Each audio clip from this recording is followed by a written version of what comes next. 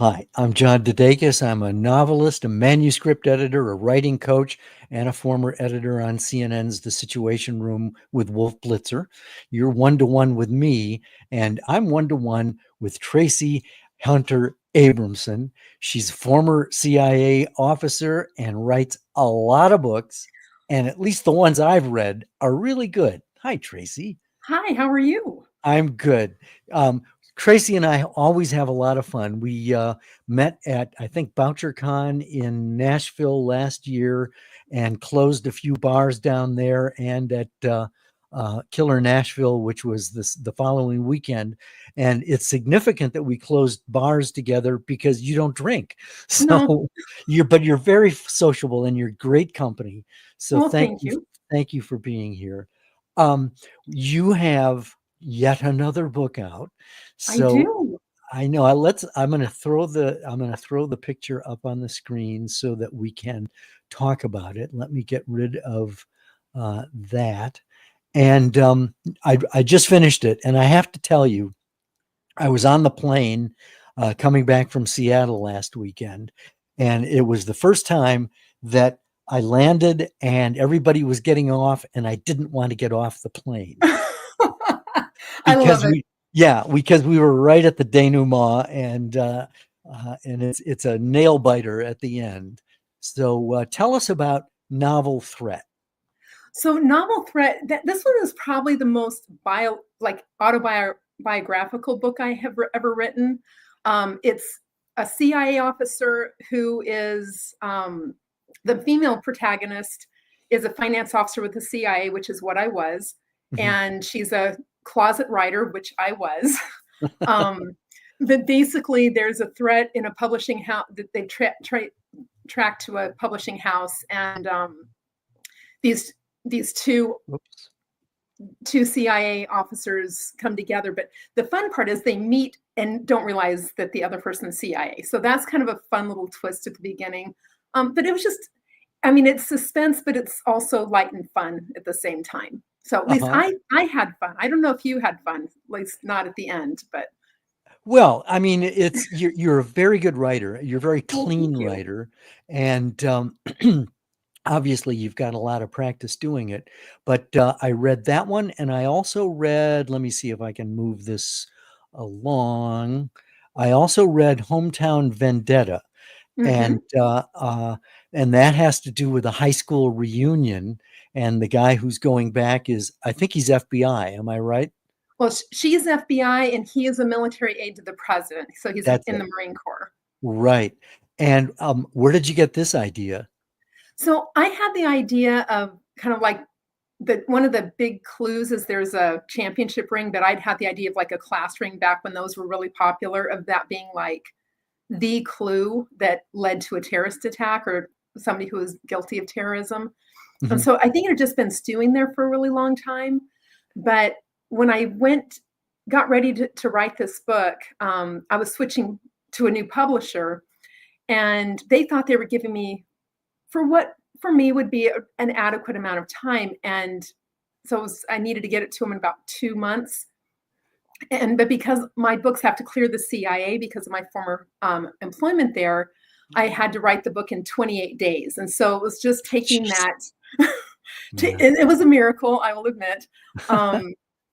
But this one, it was just kind of taking like a lot of the fun locations in Virginia, and I kind of melded them into a fictional town. Because towns change so much, sometimes it's easier to Sure. make a fictional one. Uh-huh.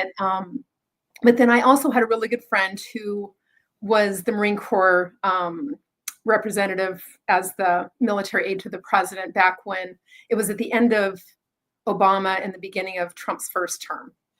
And was So, that the football? Was she carrying the yep, football? it was actually he, but yes. Uh-huh.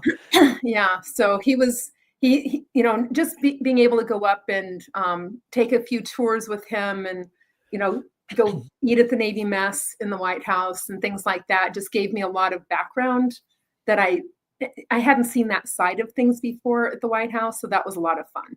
Uh-huh. And if I am not mistaken, this is your first novel ever? It is. This was published in 2004, Undercurrents. Uh-huh. Tell us about that one. So that one really came, this idea was in my head for a really long time, but I'm a former competitive swimmer. And I was fascinated with how the kind of the witness protection program worked. Mhm. And so the idea was that the main character, she's just graduating high school, getting ready to take her swimming scholarship at Stanford, and witnesses a murder.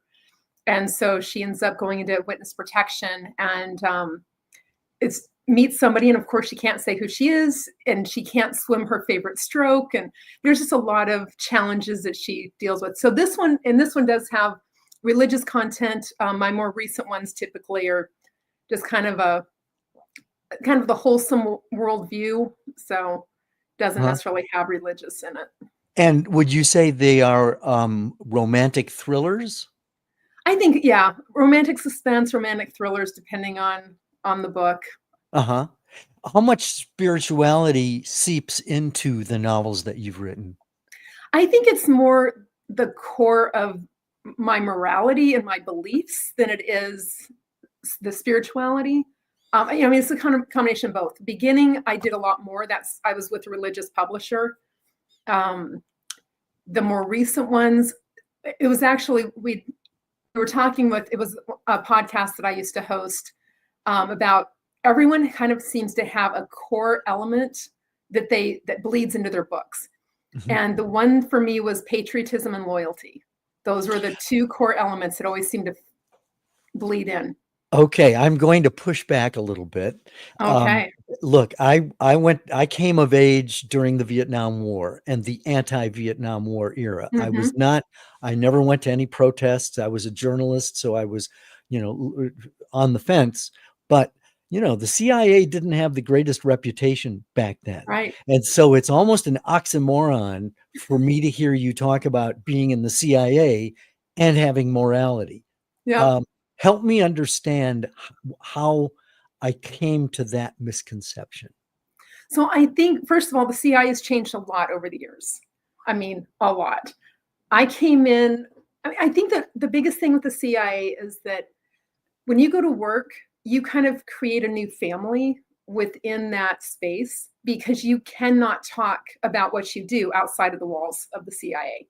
Mhm. And so because of that, there's a huge level of integrity. You're constantly going through, you've had to have a polygraph to get there. You've all gone through a lot of, even the psych profiles and things like that. So in today's world, I mean, and I don't know, I was in the CIA in the early 90s was most of my time, but even the people I've talked to more recently, people are there because they want to protect the country. I mean, they're trying to get intelligence in order to make sure that we don't have another 9/11 or anything like that.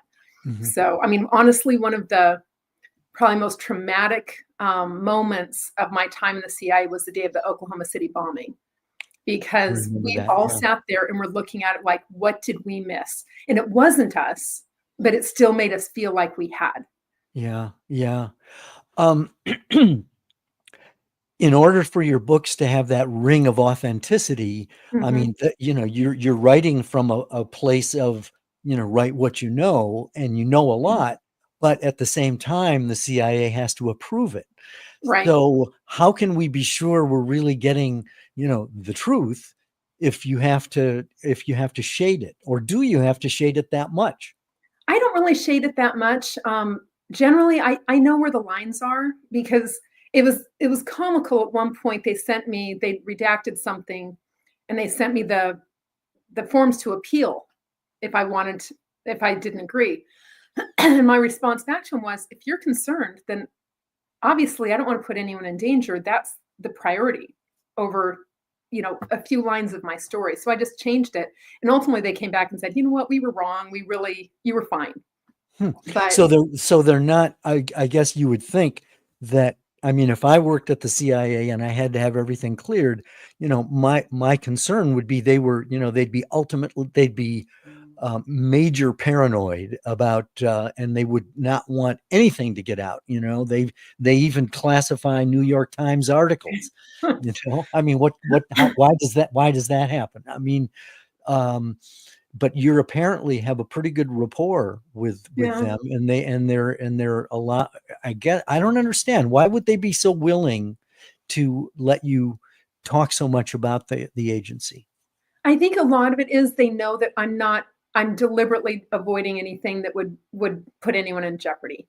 I'm not giving away procedures or processes. I'm not revealing spycraft in a way that would be dangerous to anybody. So, basically I'm using something that's sometimes not the exact same, but similar.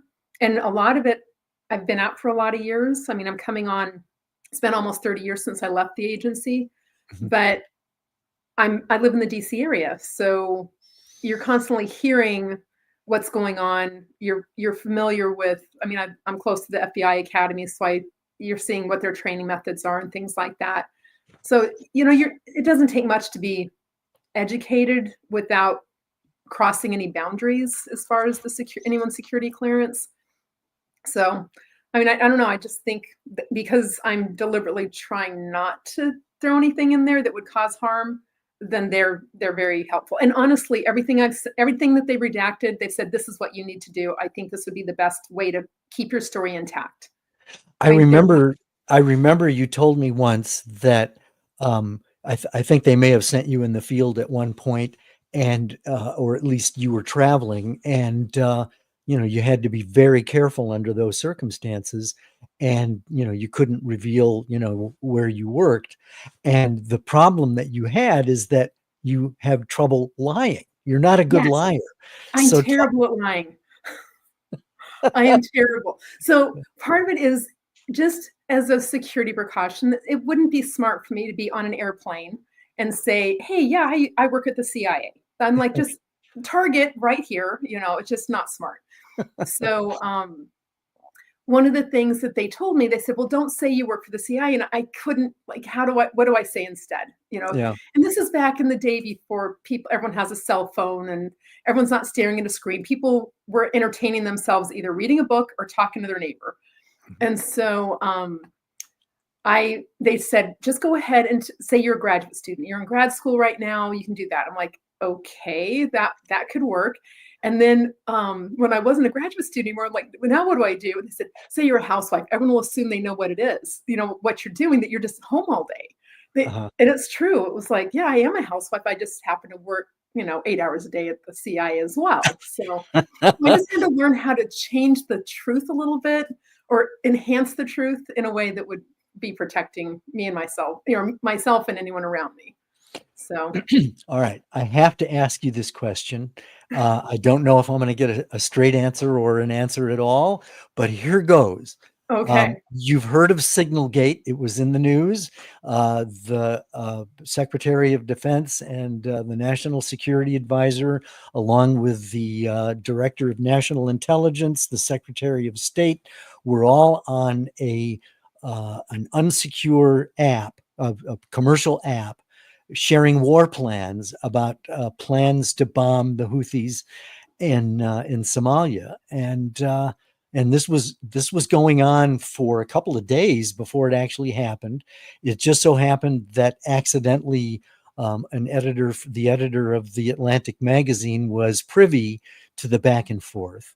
So the spin after the story came out was, well, these weren't, this wasn't top secret stuff. This was all clear and on the up and up. You've been on the inside. Was this a firing offense? I don't know if it's so much a firing offense as it's definitely a warning offense. It's people, a lot of times people don't take the time to understand how secure something is. And again, it's one of the things that where I fit so well into the CI is I'm very forward thinking.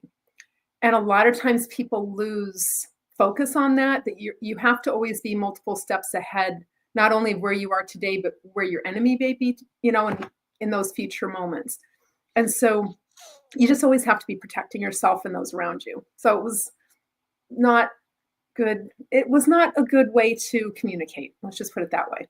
Well, but you're being kind. I mean, didn't it actually, if this information had fallen into the wrong hands, It could have been American serious. lives would have been at stake, right? Yeah.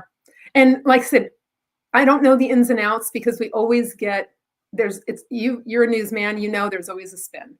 And so we don't know what else could have been happening. Was there something where they couldn't use something else and they fell back onto this? There's just always a back end that we don't always completely understand. So I may be forgiving, but I also, having been on the inside, know that sometimes forgiveness is needed.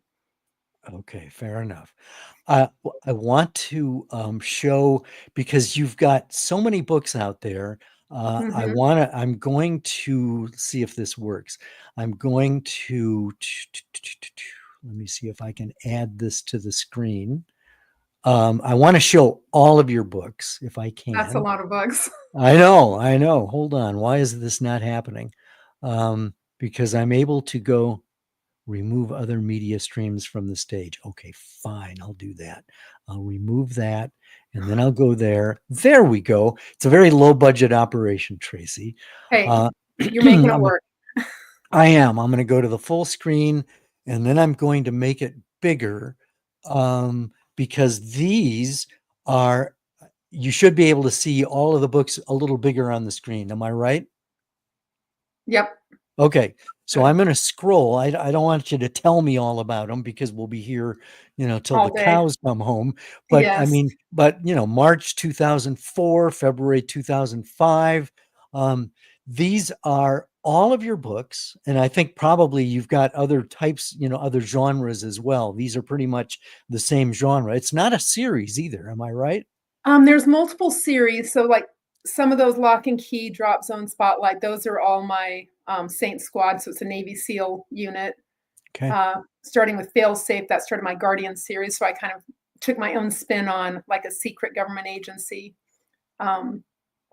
So most of them are in the same world. And so that's one things my readers love, is that my books in general are written so you could just pick anyone up and just start wherever you want. Yeah. But so they're companion novels. Okay. But yeah.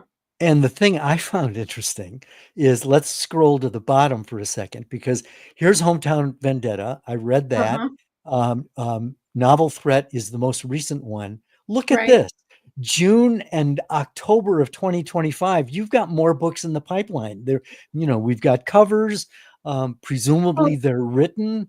Yeah. So there's actually one. You're a machine. Yeah, August is missing. We don't have the final cover on that one yet. So now you're just showing off. No, I was saying this was kind of a crazy year, because I have except for December, I have every even month.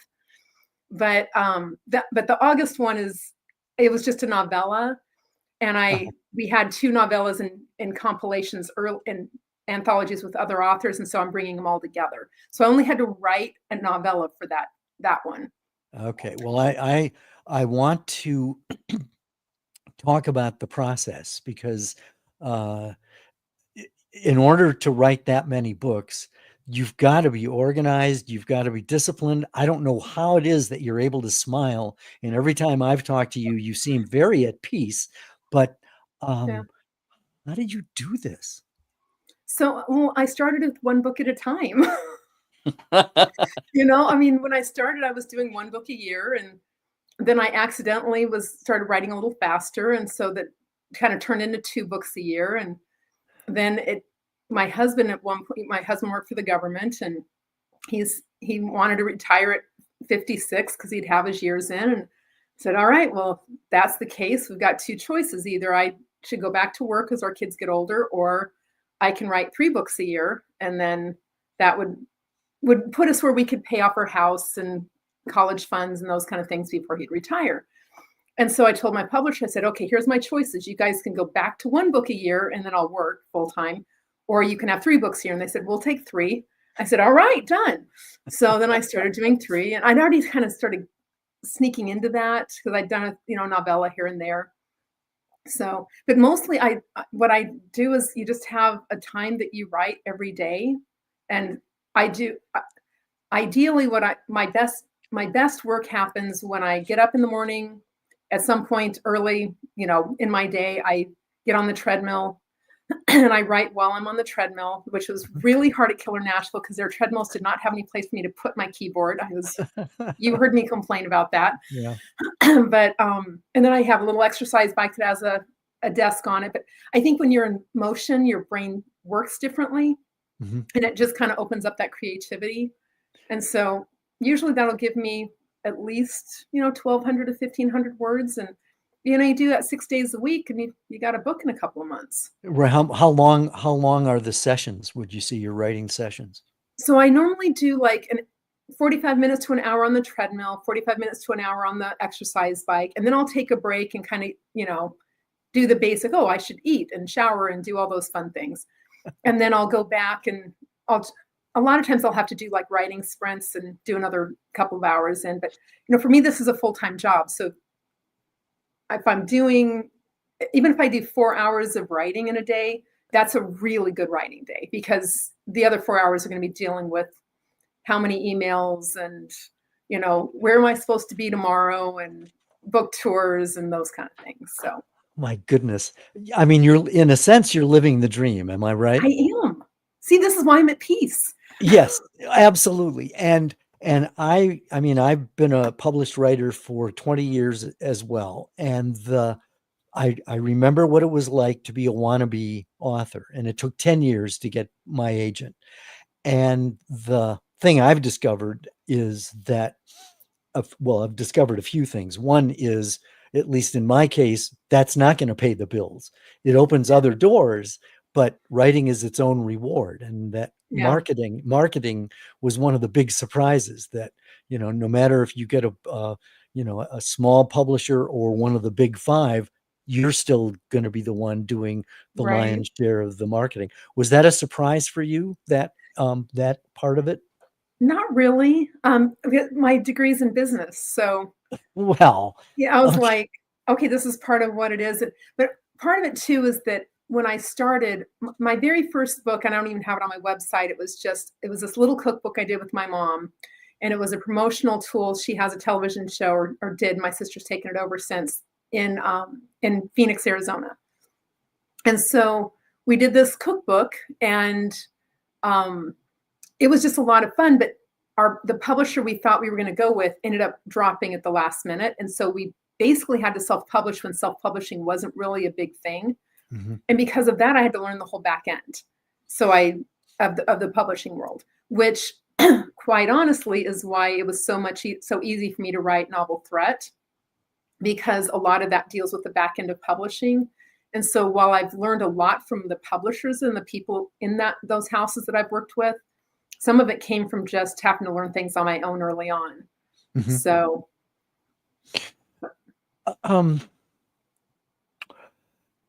The process itself, I mean, my impression is that you're a seat of the pants writer. You just let it rip, or do you find that you have to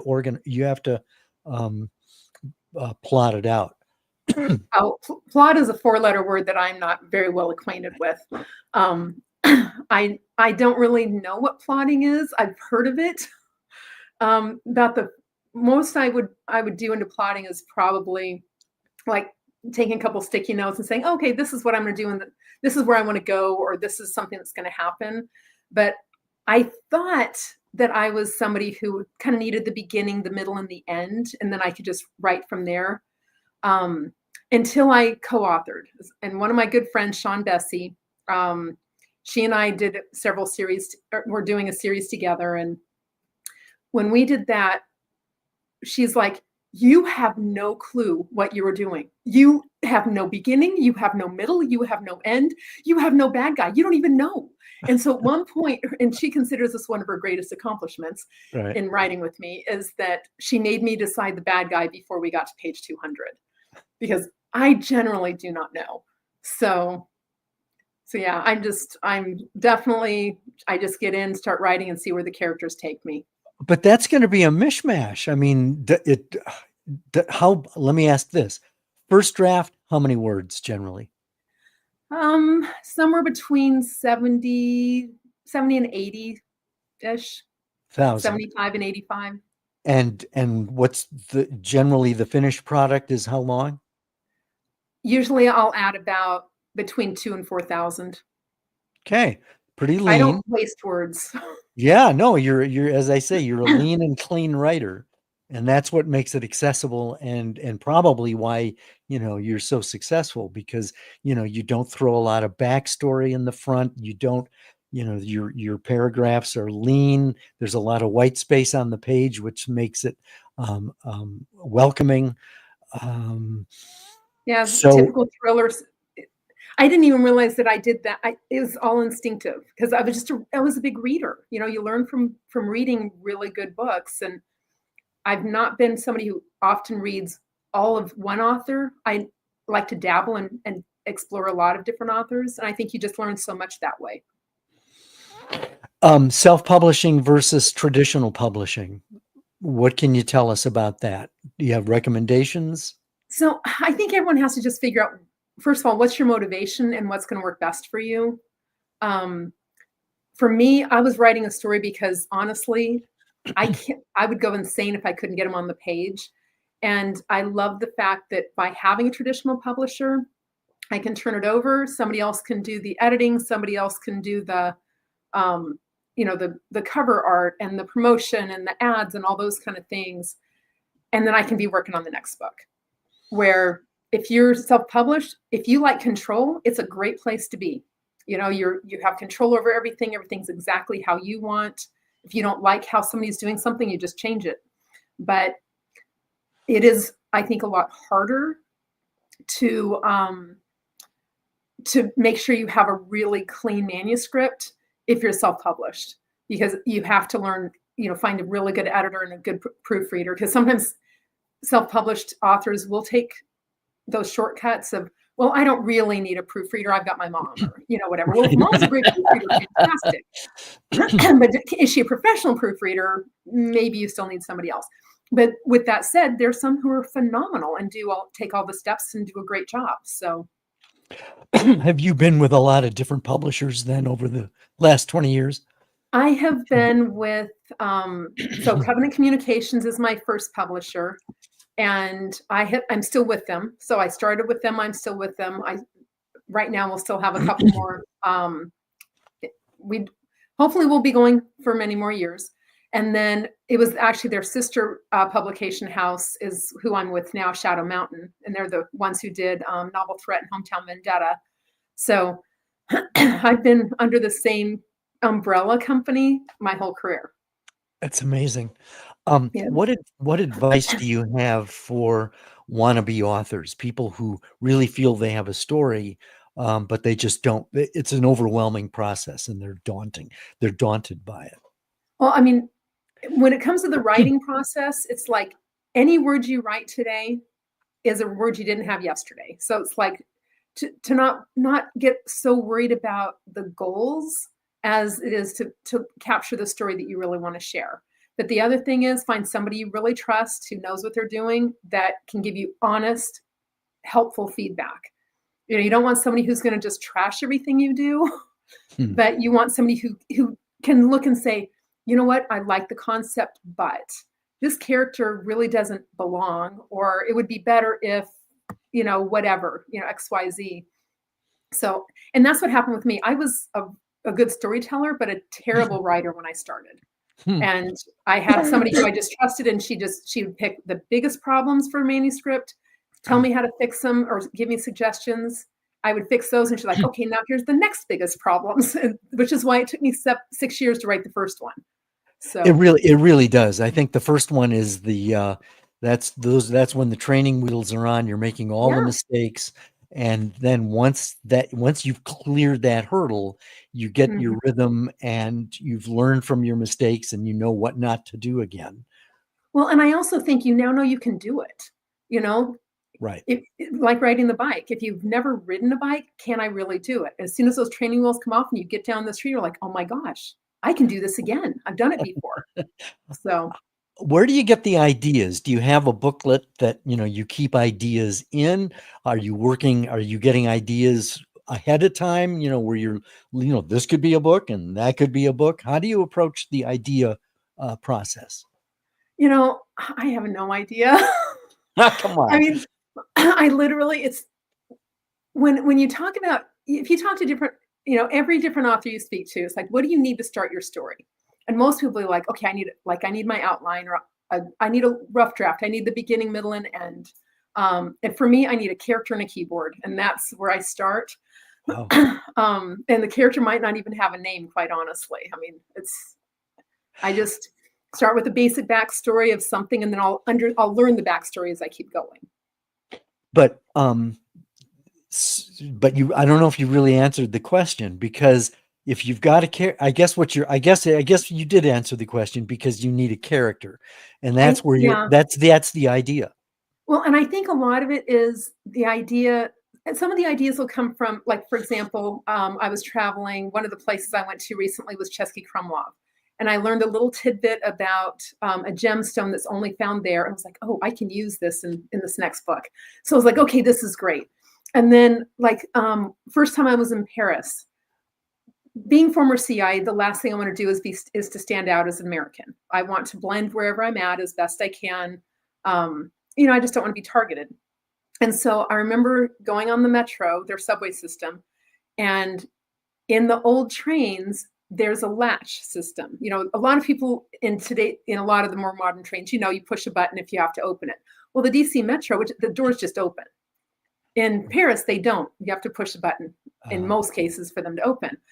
Well, these latches, you pull this latch up and you hold it either before the train stops or after it is completely stopped. If you try to do it halfway through, it jams. And so it's little things like that of like, how do I open this door? It's not instinctive how you open the old train doors. And so I put something in with a character of like, oh, that's not a local. They can't figure out how to open the door. So it's, when I travel, I do love to travel, but a lot of it, I'm always using something I learned. And you're using it like, the next day in your writing session, right? Yeah. And sometimes it might be years later. It's like, throwing something in about Bratislava, most people don't even know where it is. It's a capital city in Europe, but some people are like, what? Right. But it's a very short distance from Vienna. And so it was something I could kind of throw in. I need something that's kind of Central European. What could I use? And I just needed a city. I was like, oh, that'd be a good place where I could hide somebody. And, I'm getting the impression you don't write down ideas. You just get your characters talking to each other, and it takes care of itself. That's sort of what I call the spooky power of the subconscious. Probably. Okay. So what's next, other than, you already have 3 books in the pipeline? How far ahead are you thinking? So I've already written the first 4 books for 2026. I have one more I have to do. You're making me feel like such a slug here. Well, it's like, again, it's one of those, if you get up, John, you need to try the treadmill. I'm telling you, it's magical but just be careful. Don't go too fast. Yeah. Okay. But yeah, the next one I'm starting is, so Hometown Vendetta. The next book in that series is Victim Number 8, which will come out in October. And I'm writing the 3rd book in this series. Will be the next one I'm doing. So do you find yourself at times writing 2 at a time, or do you really need to be focused on one project at a time? So I've done it both ways. At one point I was actually doing like 4 at a time, because I know it was during swim season, and I was like, I would go in and I realized, because I was a little bit disconnected, because I had to, I was prepping meets and workouts and things like that. And so what would happen is I would only go about so far into a book, into a story, and then I'd get stuck, and I didn't have time to really figure out what was going to happen next. Well, I had multiple stories that I had started and hadn't quite figured out which one was going to win. And so I was like, all right, I'm stuck on this one, so I'll just go to the next one. And so I write a little note for each one of my stories every night of, this is what's going to happen next. This is like a 1-sentence, 2-sentence, of this is what I'm going to do next. And so then when I'm on the treadmill, I'm like, I'm not going to waste my time. At the time I was going to the gym, because that's where the swim practices were. So I was like, all right, this one I'm stuck on. I don't know what the next scene is. Let's go to the next one. And I will tell you, when I went to finish, those were the sloppiest manuscripts I've probably ever written.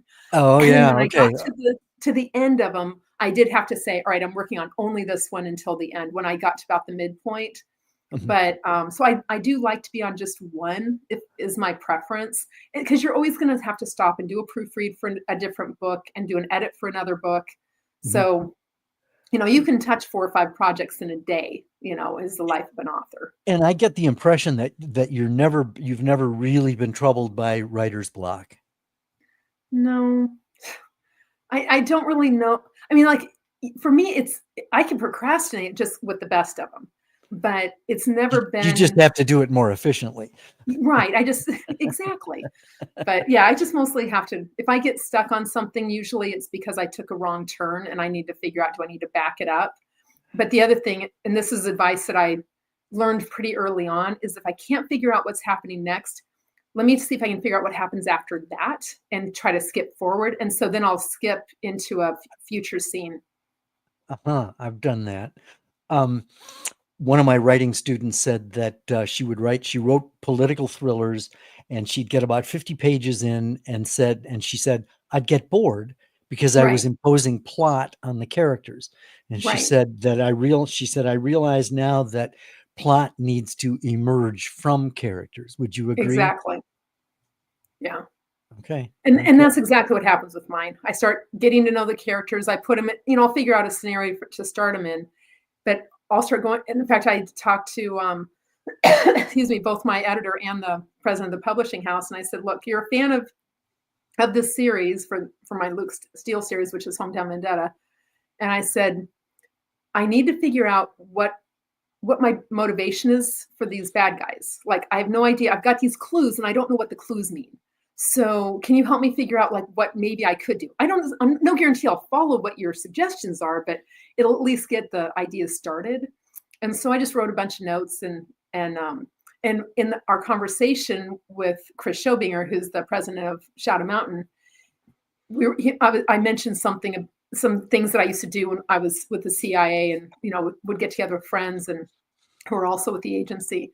And he just like, oh my gosh, this is fascinating. This is a behind the scenes kind of stuff that you need to put in the book. I was like, oh yeah, because it's your life. You don't think Yeah, about it. right, exactly. If you think about your time at CNN, it's fascinating to everyone else. But it was just, you go in, you do your work, and you know Yeah, your people, and yeah, it's we it. talked about how much sleep we got, big Right. deal. Yeah. And it's like, yeah, I had to get up early. We had to talk to somebody in Europe this morning, and yeah, I'm overnight because Hong Kong is upside down from us or whatever. Yeah, yeah. So You mentioned working with a collaborator. W- w- what was that process like? so I did one where there was 4 authors, and at first it started out really, really well, but then as we got into the editing processes, it got a little bit more complex because everyone's process and speed is a little bit different. But in the process of that first one, we realized, and most of it, that one started out more as a connected anthology. And so I ended up being kind of the architect who blended the latter part of it together. But we found that Sean Bessie and myself, we had so much fun writing together, and our characters played really well off of each other that we're like, let's keep going. Let's take the suspense and keep going with it. And so Heirs of Falcon Point was the one with the 4 of us, and it really did take the best of everybody's skill set. But what was interesting is our voice is different when we write together. Hmm. So Sean has this amazing ability of writing description without putting excess to make you feel like the story is stopping. Mm-hmm. And I tend to be that really lean, everything's quick. You're going to have the action scenes are going to go fast. Right. When I'm writing with her, I tend to put in more description, and she tends to shorten her sentences. Oh, is that So interesting? Now, does one person write a chapter and then share it with the next person, and they kind of whipsaw back and forth? yeah, a little bit. I mean, we did a Google Doc, and so we would write our scenes separately, and then we would load them into the Google Doc. And usually, what we would do is we would have she lives in Idaho, so we'd get on a Zoom call, and we would go through and figure out like the next 6 to 8, scenes or so, and say whose point of view are they coming from, and then what's the basic idea of what's the purpose, the point of the scene. and then that's what we would do. And so sometimes you could kind of tell where the scene before you was going to end, and I'm like, oh, I could start that scene because I know what she's ending with. And sometimes we had to bridge a little bit, but usually not a whole lot. But we were also different time zones, and our writing schedules are slightly different. So I would get up and write in the morning. By the time she woke up in the morning, my scene was already in. And so she would read it, but she likes to have do her housework before she starts writing. So that gives her time to kind of think about, what am I going to do next off of what Traci wrote? And so then she would do hers. Well, at this point, I'm probably showering and having my breakfast or brunch or whatever. And so when I get back, I'm like, she's written her scene. I'm like, okay, great. I get to do something. And you're not proofreading each other. You're just laying down the each step of the way, and then you go back, right? Yeah. So, and we would read each other's scenes, and we trust each other so much that if we would see something that wasn't quite right, we would make a note, throw a comment in there. But there were times where I was like, oh, I should change this word. And I would go in to change a word, and her cursor is in the document, changing it to what I was going to change it to. I'm like, okay, one of those spooky moments just happened again. And right. It was crazy. But I will say, some collaborators do not do well together. It's, if you have some push and pull, and it can break friendships. Right. So you definitely want to make sure you don't do it unless, I've had some friends that just suggest you actually do a contract. And it's wise. Luckily, ours was under the umbrella of our publishing house, so they kind of had control of that world. But yeah, it's a good idea to do that. Okay, well, and I get the impression also that your process is similar to mine in that I write the whole novel all the way through before I loop back and start fixing it. Is that your approach as well? That's usually me. Sean is one of those. She is almost a one draft writer. Like, hers is beautiful to start with. Well, mine aren't. Mine aren't either. Okay. And so usually as we're going through, she might make comments and stuff, but I know that I have to go through and do a second draft, on mine. And so we'll go through and just read through everything. And hers is tweaking, there's a comma missing, kind of stuff. And, or a better word choice for this one, or things like that. And just making sure everything's cohesive. Where with me, mine tends to write lean to start with, and then I'm adding in the internal thought. Some of the emotional beats are not going to be there in the first time. So, and there was one scene in our most recent book, When Fashion Turns Deadly, that I was reading through it, and I was like, wait a minute, this is one of my scenes, but that is way too pretty. I'm sure I could not have come up with that brilliance on my own. And so I called up Sean. I said, okay, did you write this part? Like, you must have. She goes, oh, don't you remember? You sent it to me and said, Sean, make it look pretty. I was like, that sounds like me. I'm like, I'm sure that's what I did. So she did. I was like, this little bit, but then she had like a fight scene that I had to kind of choreograph some of it. And it was just like a little quick sketch. So we'll help each other to draw on those strengths of the other person. How many drafts do your novels go through, whether it's collaborative or just on your own?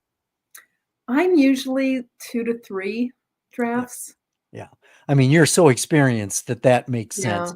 It's like it's pretty much there by the time you finish the first draft, and then it's just a matter of, tying up loose ends, and all of that, right?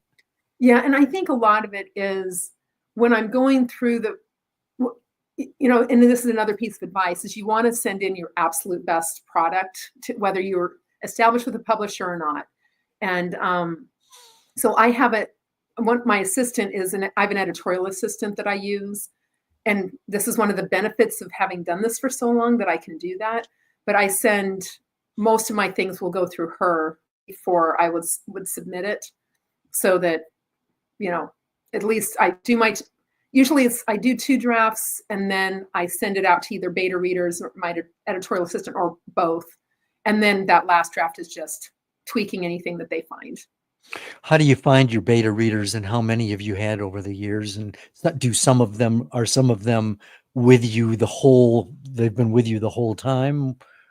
Yeah, I've had a few people, a lot of times at book signings, people offer to beta read and things like that. But I've had a few that, like one of them was one of my influencers on my launch teams. Another one, we became friends at a book signing, and just over the years, I had run into her husband multiple times, and he's like, "Hey, my wife would be interested." And I was like, "You know what? We've been friends now for years. Let me give her a try." And she's amazing. So I haven't had a lot. My son-in-law does an amazing job. So you have to be a little careful with using family, especially when you're starting, because everyone just wants to make you feel good. Right. And my son-in-law knows. Or break your spirit. It could be either way. Yes. Yeah. It's like, and it's hard because, like, I met a young woman asked me the other day, "Hey, would you mind sitting down with me at lunch? I really want to write, but my family's always told me you can't. You can't make a career out of it." And she's like, "Well, what about Traci Abramson?" It's like, "Well, that's 1 in a million." And and the truth is, it did take years before I could make a full-time career out of it. What makes a good beta reader?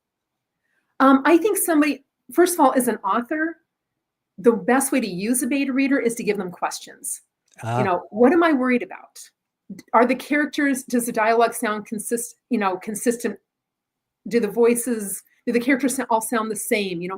Anything that you've ever had criticism about in the past, ask the beta readers, because it helps guide them and make them a better reader for you if there's something that you're really looking for. Because I gave one to, it was actually my sister-in-law, and I said, "Hey, I know this is trash. This manuscript is horrible.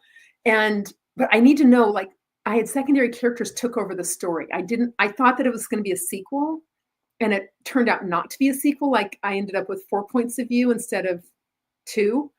And so I said, I just need to know if it works." And so I went over to her house, and she had a roommate at the time. And I said, "Okay, what did you think?" And she goes, "Well, Trace, I'm going to tell you, it was pretty rough." I said, Ooh. "Oh yeah, I know it's awful." I said, "But how's the story? Like, is the plot working?" She goes, "Oh yeah, that's fine." I said, "Okay, great." And so she had told her roommate, and she's like, "Oh my gosh, yeah, this is terrible. Like, it's really bad." And the roommate's like, "What are you going to tell her?" And she's like, "Well, I've got to tell her the truth. That's my job." And that's the thing with the beta reader. You've got to tell the truth. Yeah.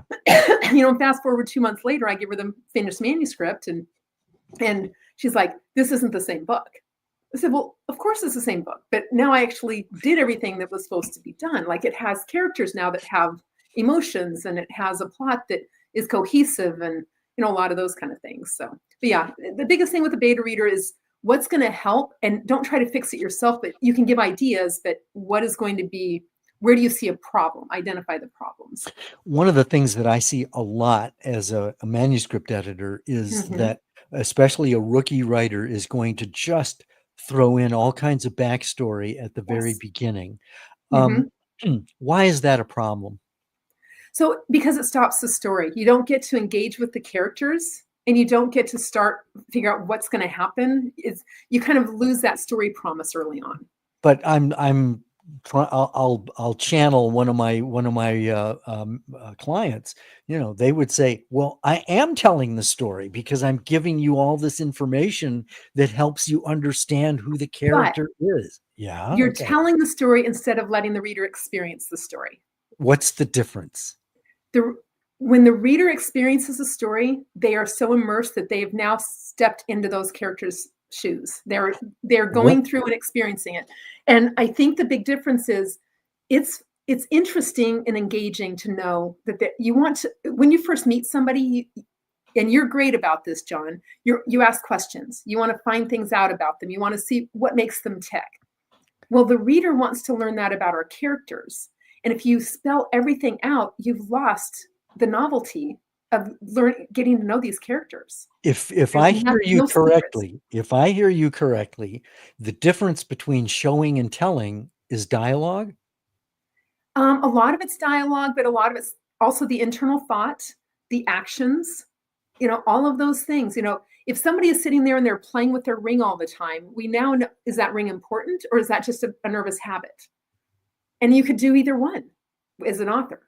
But it's things like that. Like, is this just a little tell that, oh my gosh, I see her messing with her ring again. She must be nervous because we've seen this before, and now why is she nervous? Now we have a question. Every scene should have a question that needs to be answered. Geez, you're good. You should write a novel. I think I should. In fact, I probably should, like I'm only 4,000 words in. I got to get that done in the next couple months. What didn't I ask that you'd like to tackle? I don't know. You always ask such good questions. Oh, thank you. But you are right. I am a very curious person, and you're a good sport because, I was relentless when we first met, and this drives my wife nuts. She goes, don't make them uncomfortable. Don't ask so many questions.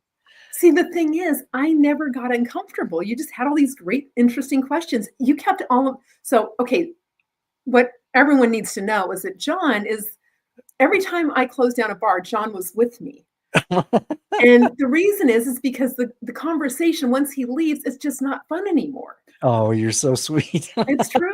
You got to have somebody who's asking the questions and keeping the conversation going, and you're good at that. One of the reasons it's fun is that you're on the other side of the twosome there, and Right. and I think people will agree that you're a fascinating person. You've had a tremendous, career, a second career as a mom, and a future I'm hoping that will be long and fruitful as a writer as well.